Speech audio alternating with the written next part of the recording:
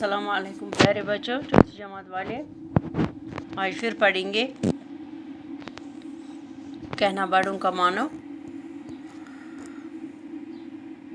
माँ बाप का अजीज़ो माना न जिसने कहना, दुश्वार है जहाँ में इज़्ज़त से उसका रहना। डर है पड़े न सदमा ज़िल्लत का उसको सहना, चाहो अगर बड़ाई कहना बड़ों का मानो। तो देखिए यहाँ पे शायर क्या कह रहे हैं। इसके शायर कौन हैं? शाबाश, लिखने वाले अल्ताफ़ हुसैन हाली। तो यहाँ पे शायर क्या कह रहे हैं? माँ बाप का अजीज़ो, अजीज़ो देखिए, अजीज़ो का मतलब है प्यारा, यानी ये आपकी तरफ मुखातिब हैं, बच्चों की तरफ मुखातिब हैं शायर। तो शायर यहाँ पे बच्चों से क्या कह रहा है? माँ बाप का अजीज़ो माना न जिसने कहना, यानी ए प्यारो, ए छोटे बच्चों, जिस किसी ने भी अपने माँ बाप का कहना नहीं माना, उसका क्या हो जाता है? उसका क्या हशर हो जाता है दुनिया में? दुश्वार यानी कि मुश्किल। दुश्वार है जहाँ में इज़्ज़त से उसका रहना। दुनिया में, जहाँ हुआ दुनिया, यानी इस जहाँ में, ये जो दुनिया खुदा ने बनाई है, तो उसका मुश्किल हो जाता है इज़्ज़त से रहना, क्योंकि माँ बाप का कहना तो हमें हर हाल में मानना ही मानना है, क्योंकि माँ बाप ही हमारे लिए सब कुछ है। माँ बाप के बाद उस्ताद है, जो भी वो कहें तो हमें उनकी बातों पर अमल करना है।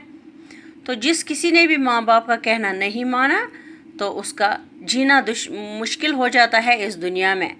डर है पड़े न सदमा, सदमा का मतलब हुआ दुख, ज़िल्लत, बदनामी, सहना, बर्दाश्त करना।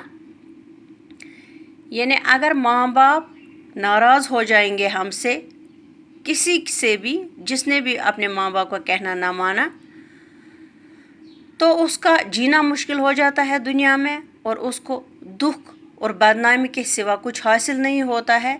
तो उसको वो सब कुछ फिर बर्दाश्त करना पड़ता है। जो भी दुख मिलेगा उसको, या जो भी बदनामी मिलेगी उसको, माँ बाप को ठुकरा के, तो उसको सब कुछ बर्दाश्त करना पड़ेगा।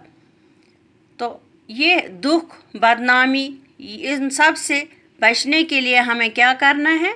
हमें अपने माँ बाप का कहना मानना है।